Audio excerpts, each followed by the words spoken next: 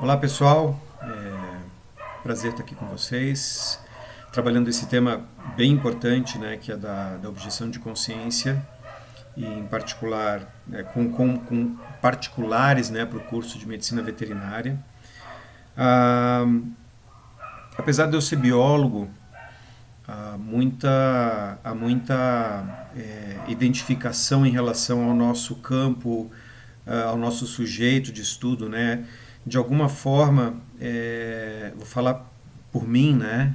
Porque isso representa também muitas pessoas que fazem biologia, mas a gente busca na biologia muitas vezes um instrumento para conservar a natureza, para preservar a vida, né? Quer dizer, para se engajar de alguma forma através da pesquisa, da extensão, quer dizer, do ensino, promover, né, um espírito de conservação, de preservação, um espírito realmente de respeito à vida, né, de preservar a vida. Não falo isso em nome de todos que fazem biologia, obviamente, né? Isso aí é uma corrente, digamos assim. Mas da mesma forma, na veterinária, muitas pessoas que estudam veterinária, elas estão, de alguma forma, também carregam, né, esse espírito de cuidado, de zelo, né, em relação aos animais, tá? Talvez até muito mais fortemente para esse segmento do que na biologia, né? Quer dizer, há uma preocupação de fato com o animal, né? Quer dizer, realmente um interesse em querer que esse animal fique bem, de alguma forma, se recupere, seja preservado, né? Na grande maioria dos casos. Então, é dramática a situação em que um aluno ou uma aluna, né, com esse perfil tenha que passar por aulas práticas envolvendo animais, né? Essas aulas práticas que envolvem animais, eu quero especificar aqui porque não se trata de acabar com os animais no ambiente de ensino, mas de acabar com aquilo que a gente chama de uso prejudicial de animais, tá?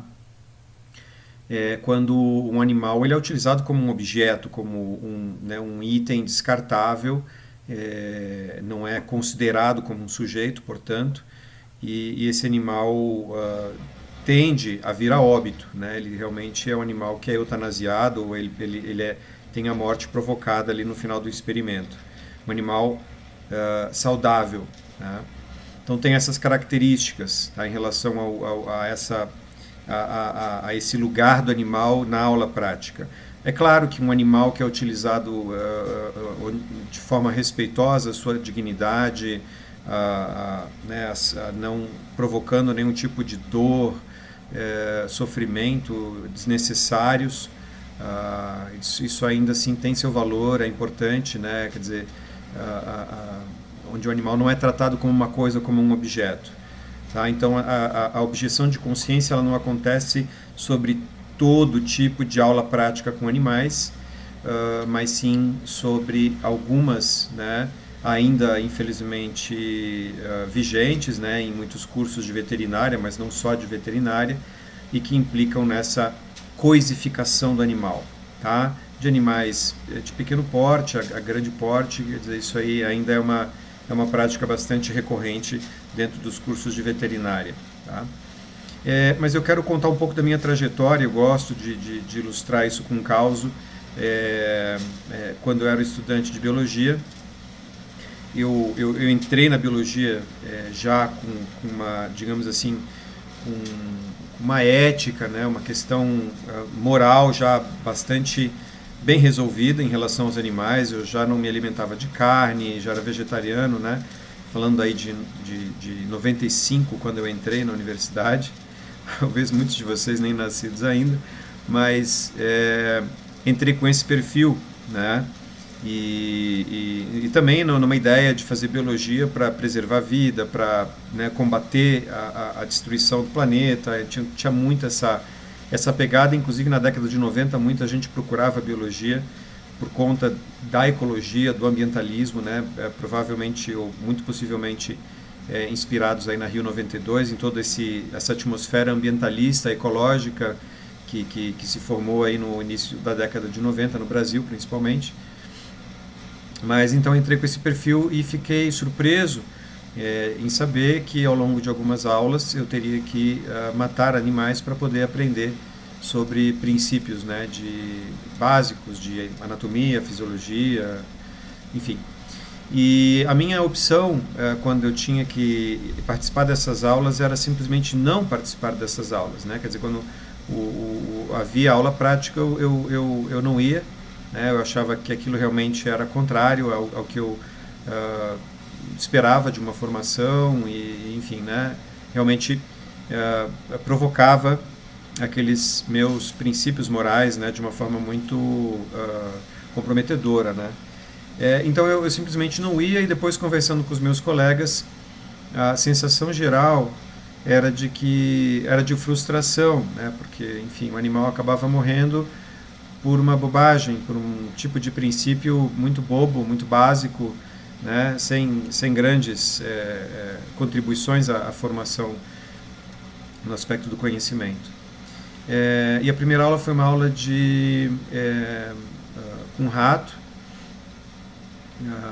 de fisiologia, de biologia celular, onde a gente teria que injetar um pigmento no animal e depois fazer uma raspagem, matar esse animal, tirar o fígado, extrair e ver no microscópio as células do fígado, fazendo uma limpeza né, desse pigmento que foi injetado no animal, para ver um princípio básico ali, né, de a função do fígado nessa situação, o processo, né, de eliminação desses pigmentos, enfim, tudo isso. A gente basicamente o pessoal matou um rato para ver no microscópio uma coisa que já havia sido mostrado num slide, né, esses pigmentos sendo dentro das células já, né. Nada de novo, né, e um animal morto por uma visualização muito simplória, né, muito medíocre, né, em relação ao conhecimento.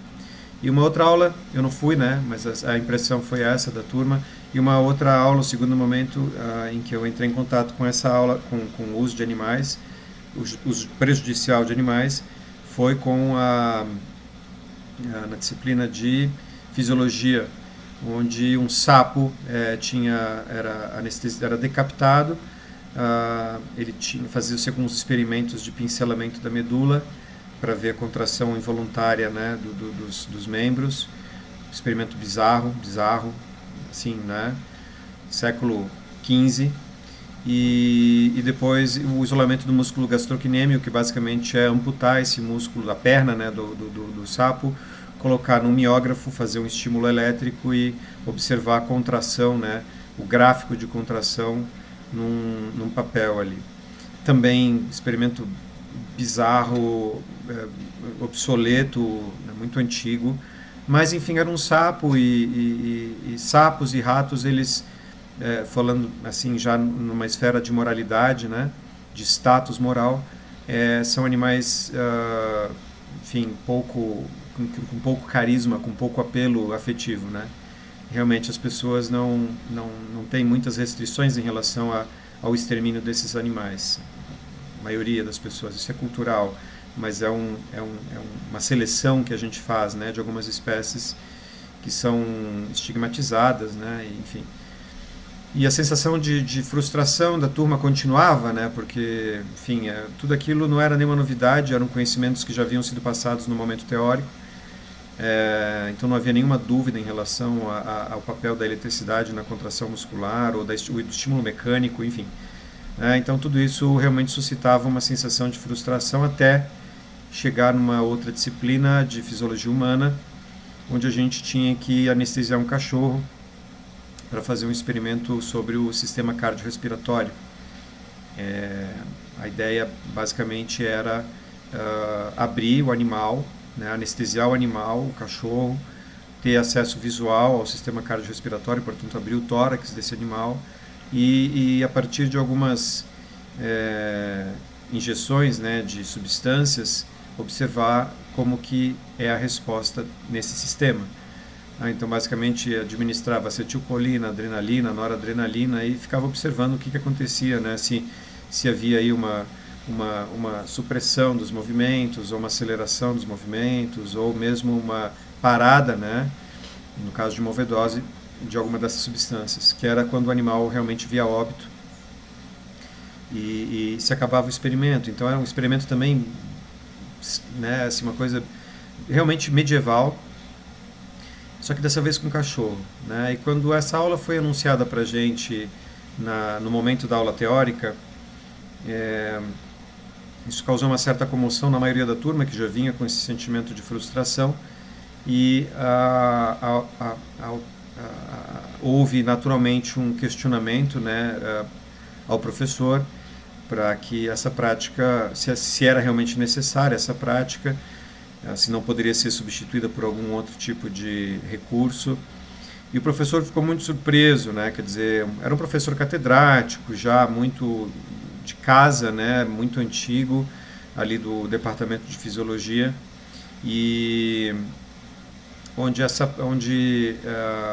havia uma autoridade, né? Quer dizer, nós éramos estudantes na época, isso foi em 97, do terceiro, quarto período, não lembro agora, mas relativamente novos na universidade, questionando um professor aí de mais de 30 anos de casa, de pesquisa, né, com aquela figura toda de jaleco branco, enfim, né, ele tinha realmente um discurso, uma presença de autoridade ali, mas houve um questionamento, né, houve realmente uma necessidade, né, de que essa prática fosse provocada, né, fosse questionada. O professor ficou muito surpreso com isso, na verdade incomodado, né? Quer dizer, em 30 anos, sei lá, em décadas de docência, nunca ninguém havia questionado essa aula prática. E houve realmente uma situação de um dilema, né, ético ali, de um impasse, uma situação muito delicada, que realmente, de alguma forma, ficou acalorada, né? E no final da aula, já o povo todo meio cansado, já não havia muito sinal de que haveria avanço. A decisão foi de que essa aula, em vez de obrigatória, ela seria optativa. Na semana seguinte, portanto, essa aula aconteceria com o cachorro, e lá de 40 alunos, 5 queriam participar, né? Houve uma consulta na hora ali, então poucas pessoas queriam participar realmente dessa aula, pessoas que, enfim, né, achavam que aquilo não era um problema e que aquilo se justificava. O restante da turma optou por não participar da aula e, enfim. O que eu havia percebido em não participar das aulas, ao não participar das aulas, era de que a coisa continuava, né? Quer dizer, é aquela ideia da omissão. A gente não fala nada, não questiona, simplesmente não participa. De alguma forma isso é muito conveniente para a gente, né? Evita um atrito, evita um desgaste, mas o resultado disso é uma continuidade, né? Uma preservação, é uma manutenção dessas aulas práticas. E eu fiquei com essa sensação, né, da omissão, de que havia realmente algo a ser resolvido ali, um problema. E eu e mais 2 colegas, a gente conversando, né, na cantina lá da faculdade, a gente muito incomodados, né, nessa questão de, poxa, simplesmente não ir resolve, né? Quer dizer, será que essa é a solução para essa questão, né, no curso? E em relação a essas práticas, e aí a gente resolveu pesquisar na internet. Na época era uma coisa super carroça, né? 97, daquela internet de escada, pouquíssimos recursos, mas a gente conseguiu encontrar algumas apostilas, alguns exercícios, alguns vídeos bem toscos assim, para mostrar, para levar no dia da aula prática para o professor e para esses poucos alunos que queriam assistir, levar essas alternativas, né? E no espírito mesmo de poupar o animal daquele procedimento. E assim foi. A gente, no dia da aula prática, era uma aula que acontecia aí, começa um caos interessante, né? Até agora tudo isso aqui é um preâmbulo, é um contexto, mas era uma aula que aconteceria depois do intervalo, e a gente chegou com uma antecedência para não pegar o animal preparado, né? Quer dizer, realmente intervir ali para tirar o animal desse procedimento, convencer os professores, os alunos e o professor de não levar adiante essa aula. E quando a gente chegou lá com 15 minutos de antecedência, a gente entrou no departamento de fisiologia e fomos adentrando, né, até chegar no laboratório didático ali. A porta estava entreaberta, e quando a gente entrou no laboratório, não havia ninguém no laboratório a não ser o cachorro amarrado, né, preso pela coleira no pé da mesa cirúrgica. E quando o cachorro viu a gente, fez uma festa, abanou o rabo, porque devia estar ali solitário, e encontrou algumas pessoas e interagiu de alguma forma, né, sinalizou aí uma felicidade ali de encontrar alguém. E a gente ficou olhando para os lados e ninguém no laboratório, ninguém no departamento. O pessoal deveria estar, a gente concluiu que o pessoal devia estar tudo na cantina nesse horário de intervalo ainda. O técnico não havia chegado, né? A gente imaginou isso. E o que a gente fez, né? O que vocês fariam nessa situação, né? Onde vocês saberiam o destino daquele animal e onde não havia ninguém para testemunhar né, uma ação, né, que removesse o animal dali. Aquele velho ditado de que a situação faz o ladrão. Então os meus dois colegas foram para o lado de fora do prédio, né, do departamento, para ver se não tinha nenhum segurança por perto, de fato. Deram um sinal de ok, e nisso eu entrei, peguei o cachorro, peguei a coleira e saímos muito tranquilamente para fora, né, do departamento. Quando surge atrás de mim um técnico, né, que estava responsável pelo preparo do animal. E no susto, né, quer dizer, me pega com um flagrante, né? E eu saio correndo com o cachorro e o técnico correndo atrás de mim gritando pega ladrão. Então é uma situação completamente inusitada e hoje olhando para trás assim, hilária. Eu consegui correr muito mais rápido, obviamente, no desespero. E levei o animal para casa. Eu estava nervoso, o animal estava nervoso, né? Quer dizer, o cachorro não estava entendendo nada ali naquela hora. Mas acalmamos e no dia seguinte voltei para a aula, a coordenadora de curso me chama. E ela me pergunta se eu sabia, né, do que tinha acontecido no departamento no dia anterior, em relação ao cachorro. Eu meio que tentei dar uma de inocente ali, disse que eu tinha ouvido falar e que achei bom alguém ter feito isso. E aí ela pediu para eu ler o boletim, né, de ocorrência que foi feito pelo Departamento de Fisiologia na Polícia Federal. Quer dizer, houve um BO e era na Universidade Federal de Santa Catarina, portanto, né, área de autarquia federal, então a Polícia Federal era quem teria que ser acionada. E aí eu li ali o relato, né, da ocorrência, né, feita pelo técnico, onde ele descreve a minha pessoa, né, quer dizer, um estudante de biologia que tinha todos os dreads, né, na época hoje eu tenho só um aqui que sobrou, mas eu tinha todos os dreads e que atendia pelo nome de Thales, né, então eu acho que era o único estudante de biologia que tinha dread e o único que chamava Thales na época, então não teve muito como, mas a coordenadora de curso muito materna, muito amorosa, muito afetuosa, né? Ela falou, não, fica tranquilo, Thales, realmente é um caso bastante sério, houve acusação aqui, né, na polícia e a gente precisa, né, dar prosseguimento a isso. E o prosseguimento foi uma reunião de colegiado com todos os chefes de departamento e claro, a chefia de departamento da fisiologia queria a nossa cabeça, né? Era um fato assim. Eles foram lá para eliminar eu e minhas duas colegas. E foram duas acusações muito graves que eles fizeram, né, contra a gente, de invasão e roubo de patrimônio. Tá? Então são acusações que cada uma delas individualmente elas são suficientes para provocar a expulsão de um aluno da universidade. A gente ficou realmente muito... Enfim, primeiro...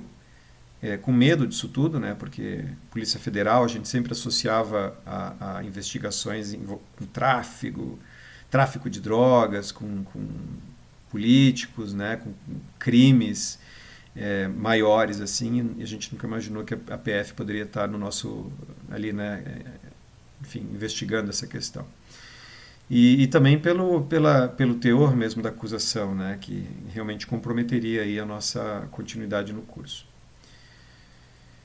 Bom, eu sempre fui um biólogo que me interessou pela ética, né, pela filosofia, na verdade. Eu sempre gostei muito de ler e sempre fui interessado nessa área das humanidades, entendendo que a filosofia ela tem esse papel de ampliar nossa compreensão sobre a realidade e muitas vezes o curso de biologia ou qualquer outro curso, né, nessas áreas de ciências naturais, de ciências veterinárias, de ciências médicas, a gente não tem ou não tinha, né, muita oportunidade de fazer essas incursões, né, esses exercícios que as ciências humanas promovem.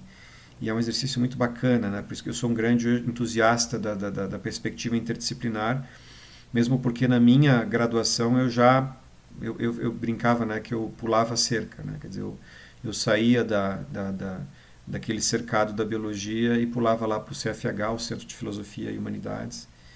E eu fazia as aulas com a professora Sônia Felipe, que não sei se vocês já ouviram falar, mas é uma colega minha, querida amiga, e que na época tinha uma disciplina no Laboratório de Ética Prática que promovia essas discussões na área de ética, né, uma crítica à filosofia moral tradicional, e a gente estudava ética animal, ética ambiental, muito interessante a partir de Peter Singer, né, que era o autor realmente que a gente tinha mais acesso na época, no livro Ética Prática. Então eu, mesmo antes de acontecer essa questão com o cachorro, antes eu me referia a essa questão do cachorro como um roubo do cachorro, mas hoje eu entendo como uma adoção forçada do cachorro. Depois eu explico por quê. Mas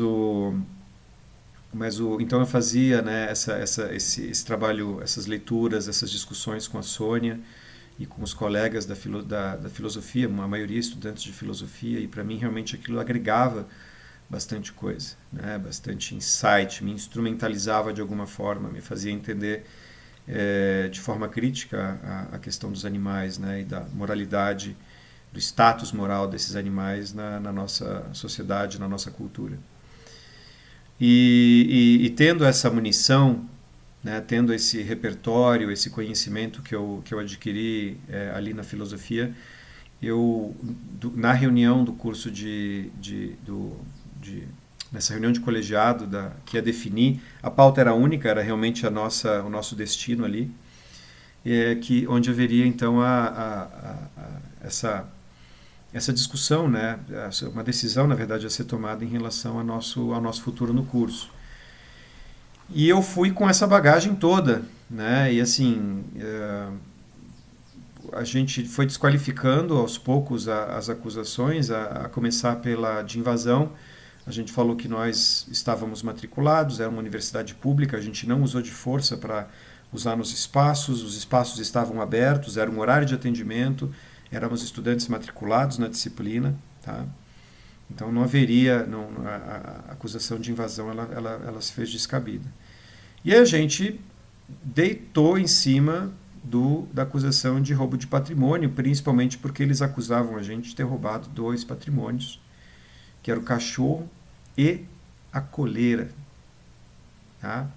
Então a coisa ficou assim, né? Ficou no mesmo saco o que nessa compreensão eram coisas, né? Eram objetos, eram patrimônios da universidade.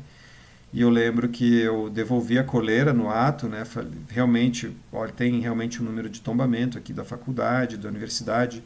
Tinha lá, né, uma plaquinha e pedi desculpas, expliquei, né, que estava presa no cachorro e não tinha como na hora tirar, mas que o cachorro não seria devolvido, porque eu até brinquei que eu procurei esse número de tombamento do patrimônio e não achei em lugar nenhum no cachorro. E essa foi a deixa, né, para que eu pudesse apresentar uma visão, né, uma justificativa para aquele tipo de adoção forçada, né? Por isso que eu não falo que foi roubo, porque eu não roubei nada, não roubei coisa nenhuma. Eu simplesmente adotei forçadamente um cachorro, né, que estava numa situação realmente de risco. Então, essa oportunidade fez com que todos os chefes de departamento ali presentes, não só da fisiologia, mas da botânica, da ecologia, da genética, da embriologia, da biologia celular, da anatomia, enfim, né? Todas essas chefias pudessem perceber que havia ali um embasamento, uma justificativa para aquela ação, né? Essa ação ela acontece, inclusive, ela aconteceu um semestre depois de um fato que chocou muito o curso de biologia, que foi na mesma aula prática, com o mesmo professor, mas obviamente com um cachorro diferente, que um animal no meio desse procedimento, com tórax aberto, o cachorro com tórax aberto, superficializou, portanto recobrou os sentidos e passou a gemer, né, e demonstrar sinal de dor e sofrimento no meio de uma turma inteira de biologia. E o professor, esse mesmo professor que queria a nossa cabeça, nessa ocasião, uma ocasião bizarra, uma ocasião que vocês, assim, é algo que é uma cena bárbara, né? Vocês imaginarem um cachorro preso, recobrando consciência com tórax aberto, é algo assim que traumatiza, de fato. Algumas pessoas, né, passaram muito mal, todas praticamente saindo do espaço, mas esse professor, com toda a calma do mundo, falando que aquilo era um evento fisiológico e que era só administrar, enfim, uma substância lá que o animal voltaria ao estado sedado, anestesiado. Vocês vejam a cabeça da figura, né? Quer dizer, uma pessoa que realmente não tem escrúpulos, não tem o mínimo de sensibilidade, né, com as pessoas ali, tá? Então havia essa mágoa, havia essa memória muito recente desse procedimento e todo o nosso discurso trouxe essa questão ética de fundo, né, que vale para a veterinária, vale para qualquer curso, né, de que quando a gente usa um animal para demonstrar conhecimentos, para treinar habilidades, a gente está ensinando muito mais do que conhecimentos e habilidades. A gente está ensinando um paradigma, um estilo de pensamento, uma perspectiva, uma visão de mundo, né? A gente está autorizando, né? Nós estamos nos autorizando enquanto espécie a utilizar a outra, independente do meu afeto, da minha sensibilidade, dos meus valores, né?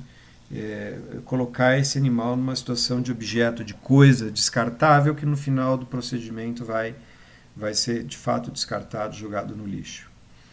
Então, é o que a gente chama de currículo oculto, né? Esses valores, esse conjunto de conhecimentos, de valores que são transmitidos de forma subliminar. Isso nos educa, isso nos ensina. Inclusive há um trabalho de uma psicóloga norte-americana, que agora eu esqueci o nome, mas que ela justamente estuda a dessensibilização. Ela chama isso de dessensibilização. E ela verifica que os estudantes, no começo do curso, elas são mais sensíveis a esse contato inicial com a morte, né, com um procedimento que envolve a morte de um animal.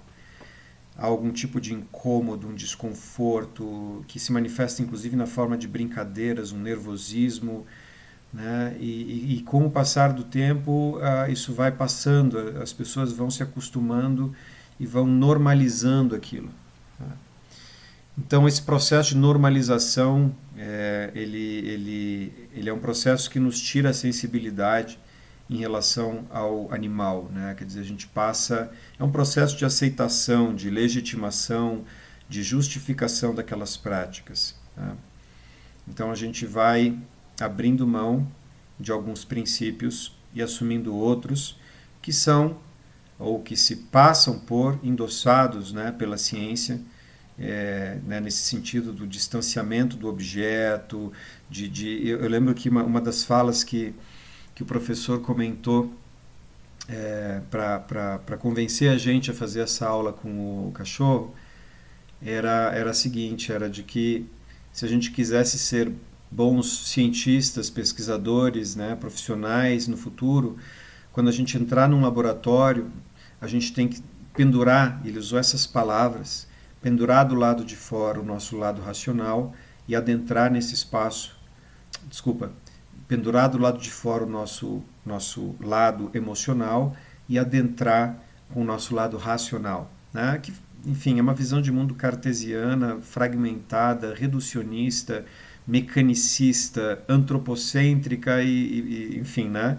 É realmente uma pérola que para mim, enquanto estudante, aquilo realmente ficou na minha cabeça e foi onde eu resolvi estudar esse fenômeno, né? Como que uma pessoa consegue pensar dessa forma, né? Quer dizer, o que leva, quais são as crenças, o que ciência é essa que determina, que fragmenta, que secciona, que isola, que separa, que reduz a nossa racionalidade da nossa das nossas emoções, né? Quer dizer, realmente uma visão muito cartesiana, né? E, claro, isso tem a ver com uma filosofia da ciência, tem a ver com um estilo de pensamento na ciência muito típico, muito, né, paradigmático, inclusive, eu diria, mas que faz parte, né, dessa forma de pensar o animal no laboratório, de pensar um animal numa aula prática. É realmente um formato bastante conservador, né, em relação à ciência nesse aspecto. E é isso. Então, assim, essa ideia, né, de uma racionalidade científica fria, distante, quer dizer, tudo isso é passada de alguma forma para o aluno, né, para a aluna. A gente, enquanto aluno, aluna tem que meio que absorver aquilo. Então, ali se forma um espírito científico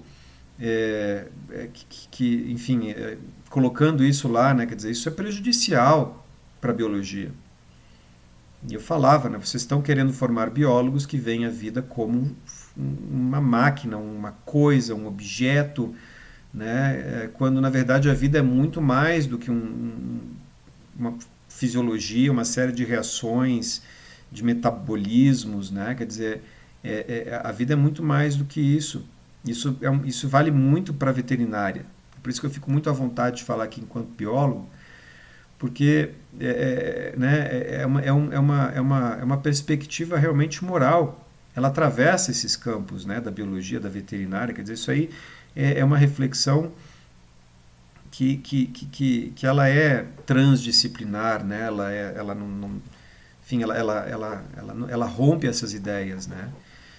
Portanto, faz muito sentido a gente pensar isso na veterinária também. Que tipo de veterinários a gente está formando quando a gente, né, trata um animal como um objeto, como uma coisa? Um paralelo a isso os médicos que a gente, né, a matriz curricular médica tradicional, que não promove a humanização dos médicos, que não promove essa reflexão sobre a moralidade, e que trata o paciente, ou a paciente, principalmente, como uma coisa. Eu estou me referindo ao caso desse médico que foi pego abusando sexualmente de uma mulher que estava em trabalho, né, de cesariana, e ele abusou dela sexualmente, um fato que todos, né, tiveram, imagino que chegou a todos, né, ao conhecimento de todos. Mas esse é o perfil de um médico que é um bárbaro, mas uma pessoa, né, não civilizada, mas um profissional bárbaro, que trata realmente o seu, né, o seu sujeito como um fetiche, como um objeto, como uma coisa, né, como um instrumento.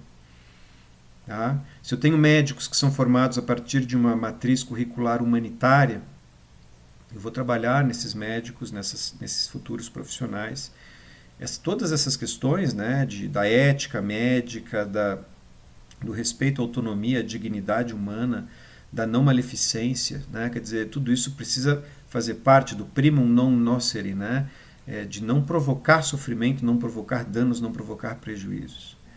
Uma coisa que está no discurso, mas que na prática curricular ela precisa realmente ser levada a sério, Do contrário, a gente vê esses casos de abusadores na medicina, né? Criminosos, bárbaros, certo?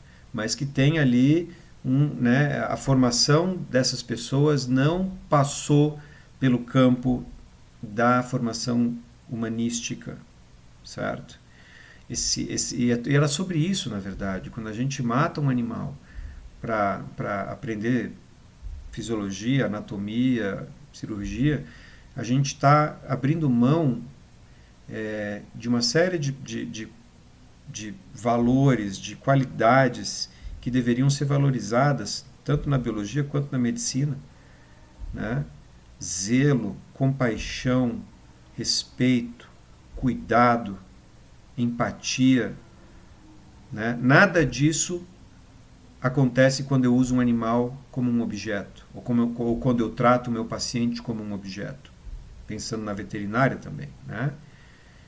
Dizer, eu abro mão de todas essas qualidades para abraçar um estilo de pensamento, uma perspectiva que é predatória, né, enfim, ela promove o desrespeito, a coisificação, a reificação, né, a morte, o sofrimento, quer dizer, tudo enfim, né, são escolhas que nós, enquanto futuros profissionais, temos que fazer ao longo da nossa formação, mas que deveriam ser já discutidas e definidas na nossa formação profissional. Do tipo, não sejam este profissional. Não atuem desta forma. Tá? Então, assim, voltando para o caso, né, assim, o que eu pude apresentar naquela reunião de colegiado foi de que, né, era preciso transformar as práticas da universidade, as práticas didáticas, modernizar o ambiente de ensino. É o que a sociedade espera de uma universidade.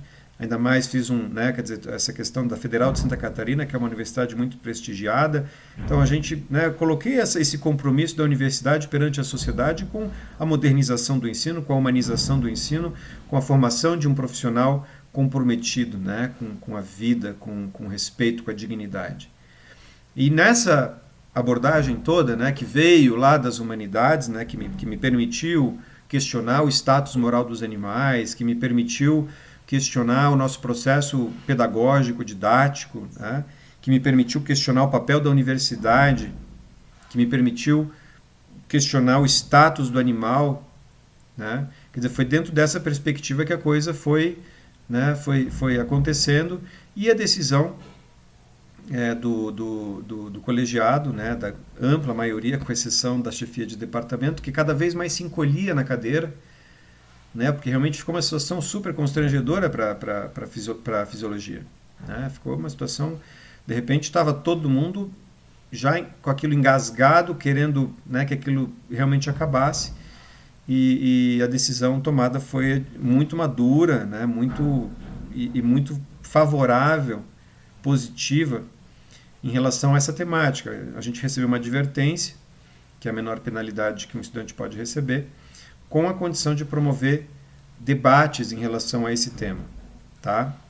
E assim foi, a gente promoveu debates, chamamos o pessoal da cirurgia, da filosofia, da ecologia, da fisiologia, para questionar isso tudo, para discutir isso tudo, porque realmente é um campo um campo de ideias, né, que é muito agregante, muito agregador, né? Ele realmente é um exercício importante de se fazer, refletir, né, sobre as nossas ações, sobre as nossas condutas, e tudo isso aconteceu. Foi muito positivo. Eu acho que a Federal de Santa Catarina é uma das universidades pioneiras, né, nessa discussão.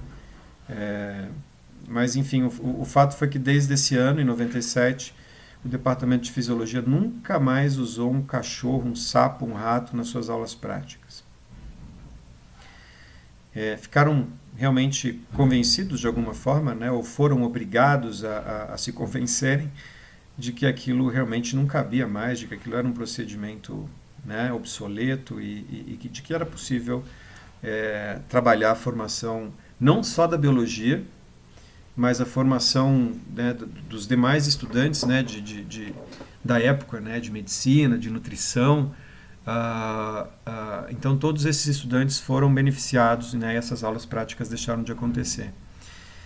E o curioso é que eles, conversando anos depois, muitos anos depois, conversando com a então chefe de departamento, a professora Mariana, se eu não me engano, uma querida da fisiologia, chefe de departamento na época, eu, né, perguntei para ela como é que havia sido isso, né, esse processo de transformação, e ela testemunhou, né, meio que confessou ali para mim que foi muito bom essa mudança. Foi muito boa, porque os alunos eles passaram a usar vídeos no lugar, depois começaram a investir nos tutoriais, num CD-ROM, simulações, né?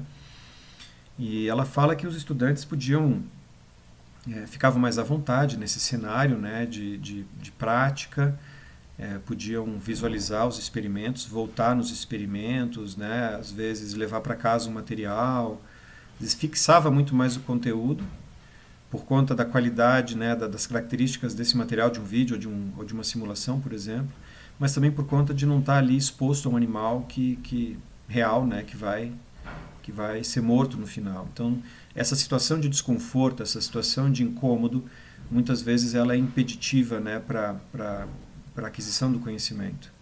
Então, muita gente às vezes trava, né, quer dizer, fica ali, não aproveita realmente a aula por conta dessa situação, né, que impressiona ao ver um animal ali, ao manipular um animal e ao provocar a morte desse animal de alguma forma. Então, diz que foi muito positivo enfim, de fato né?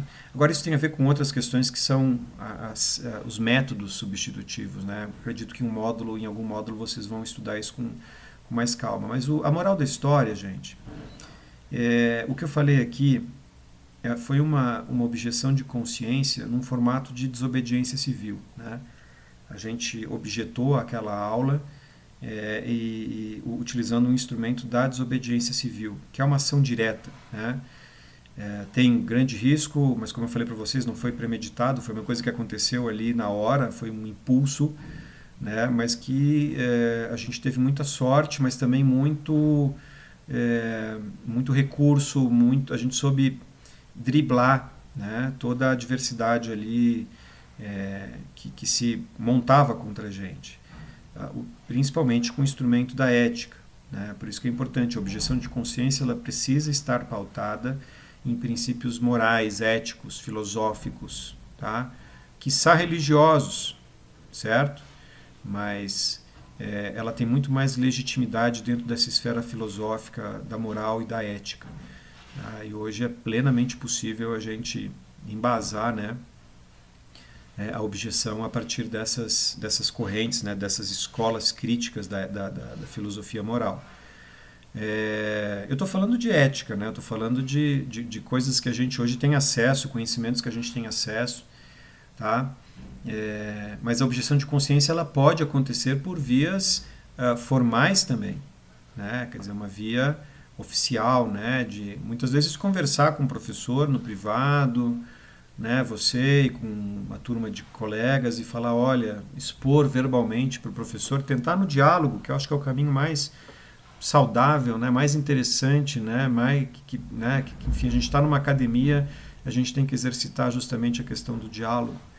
Então essa é a primeira opção que a gente instrui, né, para o estudante que não quer participar de uma aula prática, troca uma ideia, conversa, né, juntem os alunos, ou se for só você, né, se prepare e vá conversar com o professor, com a professora, se é possível, expor essa objeção, né, falar desse desconforto, dessas questões morais que estão ali de fundo e tentar explorar uma alternativa. Hoje em dia há muita abertura por parte dos próprios professores, isso por uma questão inclusive legal, né? Quer dizer, já há muitos recursos que eu vou falar um pouquinho disso bem no finalzinho, já estou chegando no fim, inclusive, mas há muita abertura para esse canal. Caso o professor ou a professora realmente seja muito refratária a essa ideia, resistente, conservador, né?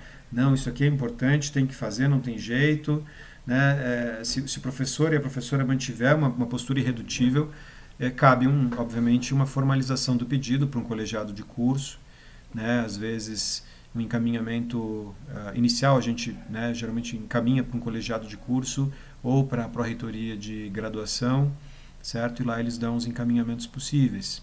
Nunca para um comitê de ética, tá? Porque o comitê de ética, ele não tem, comitê de ética no uso de animais, por exemplo, ele não tem essa atribuição de resolver casos de objeção de consciência. Quem define isso são as instâncias de ensino, certo?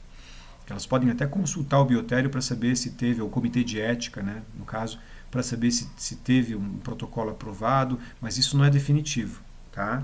Mesmo que uma prática tenha sido aprovada pelo comitê de ética, não significa que o aluno seja obrigado ou obrigada a fazer esse procedimento.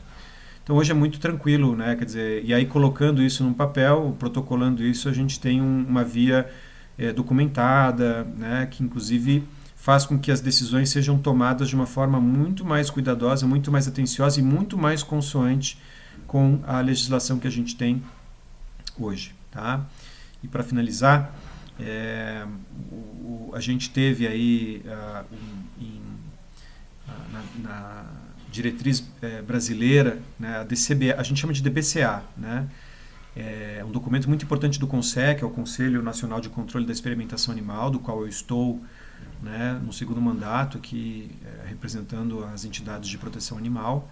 É um conselho ligado ao Ministério da Ciência, Tecnologia e Inovação, e a gente define as políticas, as resoluções, né, toda a parte legal em relação ao uso de animais, a gente está ali discutindo, propondo, revisando, né? E a DBCA é um dos grandes documentos, né, que a gente tem como referência, e ela chegou, inclusive, a comentar num dos itens que o direito à escusa de consciência, tá? Deixa eu até recuperar aqui na minha cola. A gente tem, né, o item 5.1.1 da DBCA, onde falava aqui, né, o item O, disponibilizar metodologias alternativas de avaliação do aprendizado aos alunos que, por escusa de consciência, não participarem de atividades de ensino que envolvam a utilização de animais. Isso foi vigente durante um tempo, mas houve aí um parecer do CONJUR, que é um departamento jurídico do Ministério da Ciência, Tecnologia e Inovação, que falou que não é incumbência, né, não é atribuição do CONSEA deliberações a respeito do ensino. Por isso que eu falei, a gente, quando faz uma objeção de consciência, a gente não manda para um comitê de ética no uso de animais. Não é atribuição do comitê de ética regular essas práticas, tá? Então, hoje o que ampara um pedido de objeção de consciência são alguns recursos, né, que estão na Constituição, mas infelizmente a gente não tem ainda um dispositivo único, né, pontual para resolver essa questão, tá? A gente pega ali alguns outros dispositivos e faz isso. Agora, uma coisa que eu tenho alertado, né, em muitas consultas que eu acabo recebendo, né, e o próprio CONSEA acaba recebendo, é de que assim, a objeção de consciência hoje, o cenário legal que a gente tem hoje, ela virou quase que obsoleta, na verdade, né? A não ser para alguns casos em específico, tá? Porque a partir de 2019 a gente tem a RN 53, que ela proíbe aula em animais vivos que provoquem a morte desses animais, né? Enfim, ela proíbe o uso de animais quando a finalidade dessas aulas práticas for apenas a visualização. Quando o aluno ou a aluna ele participa praticamente observando ou fazendo intervenções muito pontuais, mas onde a ideia realmente é visualizar uma estrutura anatômica, um fenômeno fisiológico, uma feição qualquer, né? Experimental, enfim, né? Quer dizer, essas práticas passam a ser proibidas. Isso dá conta da maior parte do volume de aulas práticas, né? Então, o aluna que tiver incomodada com uma aula prática dessa natureza, que esteja acontecendo ainda na universidade, a gente não recomenda a escusa de consciência, a gente recomenda a denúncia no CONSEA, porque a universidade está incorrendo num crime, ela está desrespeitando a Resolução 53, tá? De 2021. Ela é 2021 porque em 2019 ela entrou em vigor em 2019, mas ela foi revisada agora, mas para efeitos, né, de vigência ela já desde 2019 que ela é vigente. Então hoje a gente indica, né, justamente a denúncia, e os casos de objeção de consciência ficam para aqueles casos onde a 53 realmente não tem alcance, que é quando um animal é utilizado para treinamento, né, de habilidades motoras, né, motricidade, essas, né, habilidades envolvidas, por exemplo, em procedimentos práticos, cirurgia, manuseio de algum tipo de instrumento, né, manobras, tá? Então aí a escusa de consciência ainda tem o seu espaço, né? Quer dizer, eu enquanto estudante eu ainda posso optar por esse caminho, tá? Então é isso, gente. Bem brevemente, já estourei um pouquinho aqui, um minutinho do meu tempo quase, mas estejam atentas a essas aulas práticas, né? Considerem a objeção, considerem as denúncias também, tá? Hoje a gente tem um cenário muito favorável, acolhedor ao estudante comparado a anos atrás. Eu lembro quando eu trabalhava numa ONG, que era a Interniche Brasil, e a gente acompanhou um caso de uma estudante de veterinária, no Federal do Mato Grosso, que havia objetado e ela sofreu uma pressão enorme, né, um assédio enorme, não só por parte dos professores, como dos próprios colegas. Né. Foi chamada de fraca, incapaz, de que um estudante de veterinária tinha que ser capaz de lidar com essas situações, né, de anestesiar, de eutanasiar, de sacrificar um animal. Quer dizer, do contrário, não teria como ser um bom profissional na área veterinária. Então ela sofreu tanta perseguição que ficou inclusive inviável a formação dela no curso de veterinário. Né? Isso tem muitos anos já. Ela inclusive participou de um livro que eu organizei relatando o caso dela, um caso bem dramático. Ela foi fazer biologia depois, mas infelizmente a gente tem, tanto na veterinária quanto na biologia, quanto na medicina, em vários cursos, essa evasão de estudantes que poderiam, né, com certeza agregar, né, por preservar esses valores éticos, morais, né, de dignidade, de respeito, de cuidado à vida animal, à vida em geral, né, e que são, de alguma forma, selecionados negativamente, né, quer dizer, eles se excluem, né, porque realmente, às vezes, a universidade ela é intolerante, né, ela não aceita esse posicionamento. E a veterinária perde profissionais fantásticos, a biologia perde, a medicina perde, cursos onde essas práticas ainda acontecem acabam comprometendo e excluindo pessoas que poderiam ser excelentes profissionais, né? E que optaram por abandonar os cursos porque, né, gostavam muito da vida, gostavam muito de bichos, né, de animais. E é uma pena que isso aconteça. Isso já aconteceu com mais frequência. Hoje, felizmente, a gente tem um cenário muito mais acolhedor. Há uma tendência, né, de que as práticas didáticas alternativas, substitutivas, né, na verdade, elas sejam mais o padrão ouro, digamos assim. E por conta da obsolescência das práticas com animais, né, de toda essa situação de conflito, de crise, desse incômodo, né, dessa questão pedagógica também, quer dizer, se avalia que os métodos substitutivos eles são muito mais positivos para o cenário de formação, porque são muito mais eficientes, né, do ponto de vista de instrumento, de aprendizagem, e também por conta de escapar a essas questões morais, esses conflitos, né, que o uso de animais provoca. Tá? Então, acho que era isso que eu tinha para falar e obrigado pela atenção de vocês. Hoje, nessa aula eu usei pouco recurso, né, foi uma aula mais falada, assim, mas no próximo módulo eu vou explorar mais os recursos aqui com vocês, porque ele vai ser um módulo um pouco mais específico. Né? Mas é isso. Obrigado pela atenção de vocês. Bom curso.